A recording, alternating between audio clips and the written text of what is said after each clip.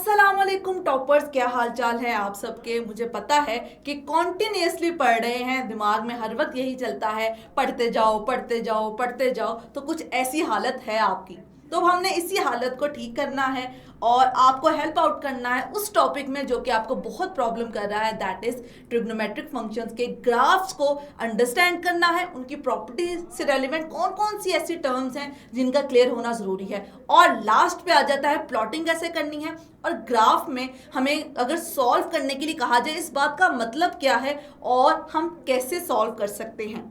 तो सबसे पहले तो अगर हम बात करें पेपर की, तो पेपर को देखते साथ जैसे ही ग्राफ का क्वेश्चन सामने आता है तो लगता है कि बस अब यहाँ पर तो हम कुछ भी नहीं कर सकते। तो आपके इसी डर को मुझे ख़त्म करना है। तो जब भी इस तरह क्वेश्चन आएगा, सवाल आएगा, तो अब से आप लोगों ने डरना नहीं है। अब किस तरीके से नहीं डरना और कैसे हम इस कॉन्सेप्ट को अच्छे से प्रिपेयर कर सकते हैं, इसको अंडरस्टैंड करते हैं। तो जो आपको क्लियर करनी है चीज़ें, क्योंकि अगर हम फेडरल बोर्ड की बात करें या बात करें हम पंजाब बोर्ड की, दोनों ही बोर्ड्स में ये टॉपिक बहुत इंपॉर्टेंट है। और यहाँ पर अगर हम फेडरल बोर्ड को देखें तो आपका स्पेसिफिकली आपको एसएलओ भी मिलेगा जिसमें प्रॉपर्टीज ऑफ ग्राफ मेंशन है। अब वहाँ पर कोई ऐसा क्वेश्चन नहीं आएगा जिसमें मेंशन होगा कि प्रॉपर्टीज ऑफ ग्राफ को लिखे, लेकिन किसी ना किसी एप्लीकेशन बेस्ड क्वेश्चन में हो सकता है। लेकिन ये सिनेरियो में चीज़ें यूज़ होंगी तो आपका इन चीज़ों का फॉर्मूलाज का कि किस ट्रिग्नोमेट्रिक फंक्शन में अगर हम पीरियड की बात करें क्या फॉर्मूला है, ये सारी चीज़ें क्लियर होना बहुत ज़्यादा ज़रूरी है। तो आपने अगर यहाँ पर पीरियड पे ऑब्जर्व किया हो, साइन, कॉस, सीकेंड एंड कोसीकेंड इन चारों का सेम है, लेकिन जो डिफरेंट है सिर्फ आपने उस पर फोकस कर लेना है। इन दोनों का डिफरेंट है जो कि है पाई। तो इसको अच्छे से समझना और अप्लाई करना क्वेश्चन में बिल्कुल भी मुश्किल नहीं है। उसके बाद यहाँ पर आ जाती है स्टैंडर्ड फॉर्म, और स्टैंडर्ड फॉर्म में अगर हम देखें a plus B sine theta, a plus B cos theta. लेकिन अगर हम स्टैंडर्ड फॉर्म के साथ साथ यहाँ पर एक और फॉर्म को ऑब्जर्व करें, that is the general form. इस जनरल फॉर्म में क्या है, थीटा की जगह क्या मेंशन्ड है, सी थीटा प्लस डी, और यहाँ पर भी थीटा की जगह क्या मेंशन्ड है, सी थीटा प्लस डी। तो बेसिकली आप अगर इस फॉर्म को लेकर चलें और इसको कंपेयर करें इसके साथ, इसमें बेसिकली c की वैल्यू क्या है, 1 है, I am talking about this, और d की वैल्यू क्या है, 0 है। तो अगर c की वैल्यू 1 और d की वैल्यू 0 हो तो जनरल फॉर्म से हमारे पास स्टैंडर्ड फॉर्म आ जाती है, जो कि है कुछ इस तरीके से। बताना इसलिए ज़रूरी है क्योंकि आपके जो क्वेश्चंस हैं वो एग्जैक्टली वैसे नहीं आने जो कि आपको किसी भी बुक को अगर आप फॉलो कर रहे हैं आपको मेंशन नज़र आ रहे हैं। तो जितनी भी पॉसिबिलिटीज़ बन सकती हैं क्वेश्चन के चेंज होने की, ऑब्वियसली छोटा छोटा चेंज ही होगा, लेकिन अब आप देखें इस फॉर्म की बजाय अगर आपको ऐसी कोई फॉर्म मिल जाए तो उसमें आपने कंफ्यूज नहीं होना, क्योंकि आपने ऑलरेडी ये सारी चीज़ें बहुत डिटेल में समझी होंगी। अब यहाँ पर ए बी सी डी किस चीज़ को रिप्रेजेंट करें, सो बेसिकली अगर हम सी और डी की बात की जाए तो आप इनको मैथमेटिकली देखें, एक फ्रीक्वेंसी को शो कर रहा है, एक फेज जो शिफ्ट कांस्टेंट है उसको रिप्रेजेंट कर रहा है। लेकिन आपको जो बाकी जो दो हैं ए और बी, उनकी क्लैरिफिकेशन बहुत ज़रूरी है। वो क्यों ज़रूरी है, क्योंकि आप उनको यूज़ होता हुआ देखेंगे। अब देखिए नेक्स्ट जो चीज़ है, मैक्सिमम और मिनिमम वैल्यू के लिए भी हमें ऑब्वियसली ए और बी को यूज़ करना है, और उसके बाद हमें देख लेना है जो वर्टिकल शिफ्ट है और एम्पलीट्यूड है, क्योंकि ए रिप्रेजेंट कर रहा है वर्टिकल शिफ्ट को और बी रिप्रेजेंट कर रहा है एम्पलीट्यूड को। अब अक्सर मुझसे स्टूडेंट पूछते हैं, मिस वर्टिकल शिफ्ट आपने जब रिवीजन करवाई थी तब भी बताया था और इस टॉपिक को हमने तब भी कवर किया था, लेकिन क्योंकि आपकी डिमांड थी कि हम सेपरेटली सिर्फ और सिर्फ इस टॉपिक को डिस्कस करें ताकि आप जो टाइम है उसको प्रॉपरली यूज़ कर सकें और वेस्ट ना हो, तो यही रीज़न है कि मैं इसके लिए आपके लिए दोबारा इस वीडियो को बना रही हूँ ताकि हम चीज़ों को जो कि मिस हो गई थी या कोई ऐसी चीज़ मिस ना हो सके पेपर के लिए, सबको डिस्कस कर लें। अब वर्टिकल शिफ्ट आपको अगर नहीं भी मेंशन, लेकिन अब ए यूज हो रहा है तो इसका मतलब है कि आपका वर्टिकल शिफ्ट वाला कॉन्सेप्ट क्लियर होना ज़रूरी है। तो यहाँ पर एम्पलीट्यूड किस चीज़ को शो करता है, एम्पलीट्यूड बेसिकली शो करता है सेंटर से जो पीक है ग्राफ का। लेट्स सपोज अगर हम बात करें कुछ इस तरीके से, ये सेंटर है और ये पीक है, ये जो आपको हाइट नज़र आ रही है that is basically the amplitude. उसके बाद आ जाता है फेज शिफ्ट, एम्पलीट्यूड को समझ लिया, उसके बाद फेज शिफ्ट और जो वर्टिकल शिफ्ट है उसको अंडरस्टैंड करेंगे। फेज शिफ्ट का फॉर्मूला ये होता है, लेकिन इसका मतलब क्या है, ग्राफ अगर लेफ्ट या राइट मूव करे तो जो लेफ्ट राइट मूव कितना करेगा कितना नहीं करेगा ये बेसिकली डिपेंड करता है फेज शिफ्ट पे। इसी तरीके से अगर हम वर्टिकल शिफ्ट की बात करें, अप डाउन ग्राफ कितना मूव करेगा और कब मूव करेगा, वो बेसिकली हमारा कॉन्सेप्ट क्लियर होता है वैल्यू ऑफ ए की वजह से, या हम यहाँ पर बेसिकली डी की वजह से। अब यहाँ पर देखिएगा कन्फ्यूजन क्यों क्रिएट हो रही है, आप कहेंगे कि यहाँ पर मिस आपने कहा है कि ये ए है और ये क्या है, डी है, तो इस बात को आपने क्लियर करना है यहाँ पर। अगर हम यहाँ पर ऑब्जर्व करें जो हमें फॉर्मूला नजर आ रहा है, अब नेक्स्ट क्या करना है, इस चीज़ को मैं भी आपको बताती हूँ। हम बेसिकली दो फॉर्म्स हैं, ये यहाँ जो मेंशन्ड है वो स्टैंडर्ड फॉर्म की अकॉर्डिंगली है, तो इसलिए हम उसको यूज़ कर रहे हैं, तो इसको यहाँ पर हम अभी चेंज कर देंगे और मैं आपको उसको बता दूंगी कि वैल्यू क्या आएगी इसकी जगह पे। अब नेक्स्ट क्या करना है, जल्दी से चीज़ों को कवर करने की तरफ चलेंगे।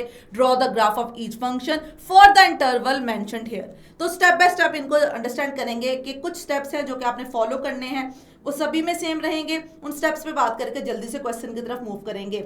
स्टेप 1 क्या होगा इस तरह के क्वेश्चन में, अगर हम यहाँ पे मेंशन कर दें स्टेप 1 में आपने क्या करना है, सबसे पहले तो देखना है कि इंटरवल क्या गिवन है। So interval is very important. Interval के बाद स्टेप 2 में क्या करना है, टेबल बना लेना है। टेबल किस तरीके से बनाना है वो भी मैं आपको क्लियर करती हूँ। टेबल बनाने के बाद नेक्स्ट आपने क्या करना है, वो कंपलसरी नहीं है, अगर आप करना चाहें तो कर सकते हैं, लेकिन डायरेक्ट ग्राफ की प्लॉटिंग की तरफ जा सकते हैं। So step 3 is not compulsory, लेकिन मैं आपको बता रही हूँ उन स्टूडेंट्स के लिए जिनको प्लॉटिंग करना मुश्किल लगता है, तो पहले स्टेप कर सकते हैं कि आपने ऑर्डर्ड पेयर्स बना के रख लेने हैं जो आपका टेबल होगा उसको देखते हुए। सो थर्ड स्टेप में क्या आ जाएंगे, ऑर्डर्ड पेयर्स आ जाएंगे। उसके बाद नेक्स्ट क्या करना है, स्टेप 4 में आपको प्लॉटिंग कर देनी है।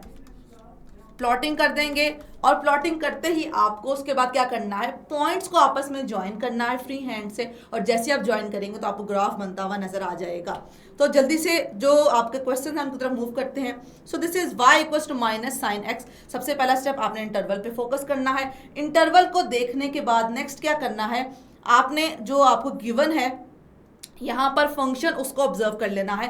साइन है और उसके साथ नेगेटिव मल्टीप्लाई हो रहा है, इसका मतलब ये है कि हम x को यहाँ पे अगर टेबल को ऑब्जर्व करें, x की जगह 0 से स्टार्ट किया और 360 तक ले गए। अब लेकिन यहाँ पर क्या है, -2π, मतलब -360 से +360 तक है। तो अब हम नेक्स्ट करेंगे क्या, यहाँ पर हम देखेंगे कि 0 से पहले 360 है, उसके बाद जो नेगेटिव है उनको भी कवर किया है क्योंकि इंटरवल में गिवन था। अब उसके बाद नेक्स्ट जो आपका बहुत क्वेश्चन होता है कि हमें कितने एटलीस्ट जो ऑर्डर्ड पेयर्स हैं उनको यहाँ पर टेबल के थ्रू फाइंड करना होता है। तो मिनिमम तो आपको 8 to 9 तो फाइंड करने हैं, लेकिन ऑब्वियसली आप जितने ज़्यादा करेंगे आपको उतनी अच्छी कर्व और उतना अच्छा ग्राफ बनता हुआ नजर आएगा। सो अगर आप यहाँ पर देख सकते हैं आपको काफ़ी पॉइंट्स नजर आएंगे इन वैल्यूज़ को यूज़ करते हुए। अब जो इंपॉर्टेंट चीज़ है वो ये है कि एंगल आप जब 0 डिग्री पुट करेंगे तो आंसर 0 आएगा, साइन 0 डिग्री इक्वल्स टू 0। उसके बाद क्या करना है, ये जो नेगेटिव साइन है उसको भी मल्टीप्लाई करना है, लेकिन 0 क्योंकि एक न्यूट्रल नंबर, ना ये पॉजिटिव ना ये नेगेटिव होता है, यही रीजन है इसके साथ नेगेटिव साइन मेंशन नहीं करेंगे। लेकिन जैसे ही पुट करेंगे 30 x की जगह पर, तो साइन 30 बेसिकली इक्वल होता है 1/2, दैट इज इक्वल्स टू 0.5। जैसे कि मैंने कहा था जो आंसर आएगा उसको माइनस से भी मल्टीप्लाई करना है, तो जैसे आप इसको माइनस से मल्टीप्लाई करेंगे ऑब्वियसली दोनों साइड पे ही आएगा, तो आपके पास जो आंसर है वो आ जाएगा -0.5। इसी तरीके से आपने टेबल को कंप्लीट कर लेना है। उसके बाद अगर हम यहाँ पर फोकस करें, इसको ज़रा समझते हैं कि ये पॉजिटिव कैसे हुई है वैल्यू। अब क्या है, मैं यहाँ पे मेंशन करती हूँ y equals to minus sine -30 degree. अब यहाँ पर हमें नेगेटिव एंगल आइडेंटिटी को यूज़ कर लेना है। We know that sine -θ is basically equals to minus sine theta, तो यही कॉन्सेप्ट यूज करेंगे। So y equals to minus, ये वाला भी माइनस, तो ये साइन नेगेटिव साइन में बाहर आ जाएगा और ये यहाँ पर आ जाएगा sine 30 degree. C minus minus plus हो गया और ये आ गया 0.5। इसी तरीके से आपने इस वैल्यू को यहाँ पर मेंशन कर दिया। तो कैलकुलेटर को यूज करते हुए बहुत इजीली आपने इसी चीज की प्रैक्टिस करनी है जिसमें आप टेबल को कितनी स्पीड में ड्रॉ कर लेते हैं ये चीज भी आती है। तो जितनी अच्छे से प्रैक्टिस करेंगे पेपर में आप देखिएगा हार्डली 5 to 7 मिनट्स में आपका क्वेश्चन कंप्लीट हो जाएगा अगर आपकी अच्छी प्रैक्टिस हुई तो आपने इस तरीके से टेबल बना लिया। टेबल बनाने के बाद ऑर्डर्ड पेयर्स, क्योंकि हमें पता है कि ग्राफ में पॉइंट्स को ऑर्डर्ड पेयर्स की फॉर्म में प्लॉट किया जाता है, उस चीज को अंडरस्टैंड करेंगे। अब यहां पर हम अगर बात करें, मैं अगर आपको शो करूं ब्लैक स्क्रीन के through, so this is X coordinate and this is Y coordinate. आपका एक क्वेश्चन है और एक मिस्टेक है, दोनों ही क्लियर करेंगे। अब एक्स कोऑर्डिनेट में भी वैल्यूज पुट करते हैं, वाई कोऑर्डिनेट में वैल्यू पुट करते हैं। तो आपका सबसे पहले स्केल डिसाइड करना जरूरी है कि आप किन वैल्यूज को एक्स पे रख रहे हैं, किन को रख रहे हैं वाई पे। तो अगर हम यहाँ पे बात करें, सो लेट्स सपोज मैं पहले यहाँ पे छोटा बना के आपको दिखाती हूँ। जो मिस्टेक आप करते हैं वो मैं यहाँ पे शो करूंगी और यहाँ पर जो करेक्ट है उसको हम डिस्कस करेंगे। सो मैं यहाँ पे लेट्स सपोज वैल्यू रख लेती हूँ, ये 0 है, यहाँ पर आ जाएगा 1 2 3 4, मतलब 1 2 3 4 and that's it. And this is X axis and this is Y axis, और इसी तरह से वैल्यूज को पुट कर देते हैं। यही मिस्टेक है। अभी आपने टेबल में देखा था x बेसिकली रिप्रेजेंट कर रहा है एंगल को, जो कि किस में है, डिग्री में। जैसे कि हम लेट्स सपोज बात करें 0 डिग्री की या 30 डिग्री की या कुछ भी, तो इसका मतलब है कि यहाँ पर हमें उन एंगल्स को ही पुट करना है। यहाँ पर 0 डिग्री है, यहाँ पर 30 डिग्री है। उसके बाद जो आपने टेबल में वैल्यूज रखी होंगी उसके अकॉर्डिंगली आपने यहाँ पर स्केल को सेट कर लेना है कि आपकी सारी वैल्यूज इस पर कवर हो जाए। लेट्स सपोज 60 डिग्री है, तो इसी तरीके से यहाँ पर नेगेटिव में आ जाएंगे। आपने जो टेबल है, टेबल को यूज करना है और इस तरीके से जो स्केल है डिसाइड कर लिया और वैल्यूज को पुट कर दिया। पुट करने के बाद नेक्स्ट जो चीज आपने ऑब्जर्व करनी है, अब आपके पास जो फंक्शन है वो है माइनस साइन एक्स। अब नेगेटिव साइन से जस्ट आपकी जो वैल्यू है लाइक पॉजिटिव और नेगेटिव उसमें फर्क आता है। लेकिन अगर आप इसकी रेंज की बात करें, अब डोमेन और रेंज को ऑलरेडी हम बहुत डिटेल डिस्कस कर चुके हैं, मैंने आपको उसका भी लेक्चर प्रोवाइड किया है। तो हमें पता है कि इसकी रेंज क्या होती है, -1 से 1 होती है। तो -1 से 1 होती है, तो इसका मतलब क्या है, इसका मतलब ये है कि हमें वैल्यूज -1 और 1 के दरमियान, अगर हम नेगेटिव साइन में मल्टीप्लाई करें -1 में, तो तब भी -1 और 1 ही रहेगी। तो आपके पास यहाँ पर जो आपने वैल्यूज लेनी है ना वाई एक्सिस पे, आप टेबल में भी इस चीज को ऑब्जर्व कर सकते हो। आपके पास क्या है, -1 है और 1 है, इसी के दरमियान में आपको सारी वैल्यूज नजर आएंगी।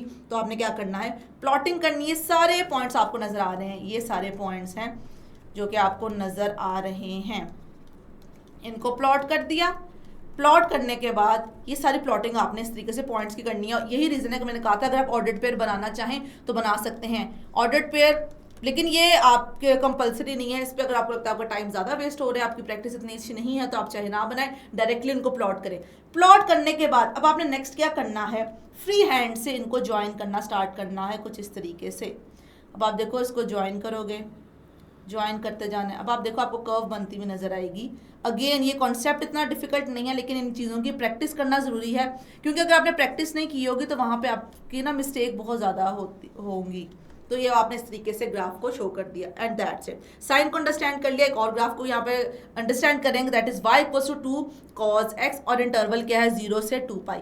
सबसे पहला स्टेप क्या है, इंटरवल देखना है। इंटरवल को देखने के बाद हमें टेबल बना लेना है। लेकिन एक चीज का ख्याल रखें, जैसे हमने लास्ट में नेगेटिव साइन को मल्टीप्लाई करवाया था, बिल्कुल इसी तरीके से cos x की जो वैल्यू आएगी उसके साथ हमें 2 को करवा देना है मल्टीप्लाई।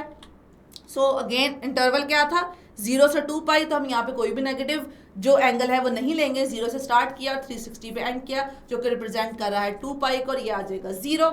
अब यहाँ पर इन वैल्यूज को पुट करना शुरू करना है cos x पहले। अब देखें, this is y = cos x and y = 2 cos x। अब यहाँ पर जो इंपॉर्टेंट चीज़ है वो ये है कि फंक्शन आपका ये नहीं है, ये फंक्शन आपको गिवन है। तो आपने क्या करना है, cos x के साथ 2 को, ये गिवन नहीं है, ये गिवन है, 2 को मल्टीप्लाई करवाना है। मल्टीप्लाई करवाने के बाद जो ऑर्डर्ड पेयर में यहाँ पर x कोऑर्डिनेट पुट होंगे, यहाँ पे y कोऑर्डिनेट पुट होंगे।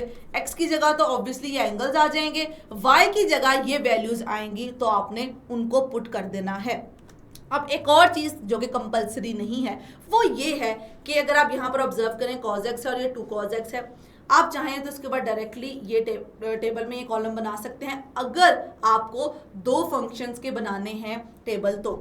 लेकिन अगर एक का बनाना है तो अच्छी बात है, जितना क्योंकि लॉन्ग क्वेश्चन में आता है जितनी चीज़ें आप डिटेल में ऐड करेंगे उतना ही अच्छा रहेगा। उसके बाद क्या करना है, अगेन प्लॉटिंग की तरफ आना है। प्लॉटिंग करने के बाद आपको इस तरह का ग्राफ बनता हुआ नजर आएगा। नेक्स्ट मूव करते हैं tan पे, क्योंकि साइन कॉज और tan का ग्राफ आपके तो जो सिलेबस है उसमें बेसिकली एसएलओज में समेटिव टॉपिक्स में आता है और पंजाब बोर्ड वालों के लिए भी यही है, तो हमें इनको अच्छे से जल्दी से रिकॉल करते हुए जो सॉल्व करने वाले हैं उनकी तरफ भी मूव करना है। अब क्या करेंगे, अगेन इंटरवल पे फोकस करेंगे जो कि -π से π है। अब यहाँ पर हमारा जो पहला हमने देखा वो किस टाइप का फंक्शन था जिसमें हमें नेगेटिव को मल्टीप्लाई करवा देना था। उसके बाद हमने जो दूसरी एग्जांपल देखी उसमें 2 को मल्टीप्लाई करवा देना था। लेकिन जो हमारे पास थर्ड एग्जांपल है यहाँ पर कुछ भी मल्टीप्लाई करवाने के लिए नहीं है, 1 ही है। अब यहाँ पर क्या करना है, x जो है उसको मल्टीप्लाई करवाना है, 2x बन जाएगा और जो tan 2x की वैल्यू होगी y की जगह उसको यूज करेंगे। तो सबसे पहले तो टेबल यहाँ पर देखेंगे, नेगेटिव से स्टार्ट किया, 0 को कवर किया और पॉजिटिव पे कहाँ है बेसिकली ये एंगल्स है, एंड कर दिया। उस पे एंड करने के बाद क्या करना है, जैसे कि मैंने कहा था कॉज के लिए आप डायरेक्ट पुट कर सकते हैं और यहाँ पर भी अगर आप डायरेक्ट ये वाला बनाना चाहें तो भी ठीक है, लेकिन आप एक और इसमें रो ऐड करना चाहें जिसमें पहले x आ जाए, फिर आ जाए tan x, उसके बाद tan 2x आ जाए, तो फर्क नहीं पड़ता। तो आप इस चीज़ को ऐड करना चाहें तो कर सकते हैं। टेबल रेडी होगा, टेबल से आपने प्लॉटिंग की, प्लॉटिंग करने के बाद आपको इस तरह का ग्राफ बनता हुआ नजर आ जाएगा। अब ग्राफ को प्लॉट करने के बाद आपने यहाँ पर इस चीज़ को मेंशन कर दिया। अब हम मूव करेंगे उस टाइप के क्वेश्चन में जिसमें आपको सॉल्व करना है। अब हमेशा याद रखिएगा सॉल्व ग्राफिकली में क्या मतलब है, या जब भी आपको वर्ड सॉल्व नजर आता है उसका मतलब क्या होता है। सॉल्व का मतलब ये है कि आपको x की वैल्यू फाइंड कर लेनी है। अब ग्राफिकली x की वैल्यू कैसे फाइंड करते हैं, ये बहुत ही इंटरेस्टिंग क्वेश्चन है। मुझे इस तरह के क्वेश्चन बहुत पसंद हैं और इसी टाइप के क्वेश्चन स्टूडेंट को बहुत प्रॉब्लम भी फेस करनी पड़ती है और लगता है कि बहुत डिफिकल्ट है, जबकि बिल्कुल भी डिफिकल्ट नहीं है। अभी आप देखिएगा, चुटकियों में आप समझ जाएंगे। इंटरवल है, अब आपने एक नहीं बल्कि 2 यहाँ पर जो कॉलम्स हैं वो राइट करने हैं। एक आ जाएगा साइन एक्स के लिए, एक आ जाएगा कॉज एक्स के लिए। इसका मतलब है जो हम ऑर्डर्ड पेयर बनाएंगे उनका सीक्वेंस क्या होगा, एक ऑर्डर्ड पेयर बनेगा x और साइन x को यूज करते हुए, ये ऑर्डर्ड पेयर्स आ जाएंगे और उसके अलावा ऑर्डर्ड पेयर्स जो आएंगे वो आ जाएंगे x और cos x को यूज करते हुए। इन ऑर्डर्ड पेयर्स को भी हमें प्लॉट कर देना है, इन ऑर्डर्ड पेयर्स को भी प्लॉट कर देना है इंटरवल के अकॉर्डिंगली। टेबल यहाँ पर रेडी कर लिया। उसके बाद अगर आप यहाँ पर ऑब्जर्व करो, ये आ गया sine x, y equals to sine x और ये आ गए y equals to cos x और आपको कर्व नजर आ रही हैं।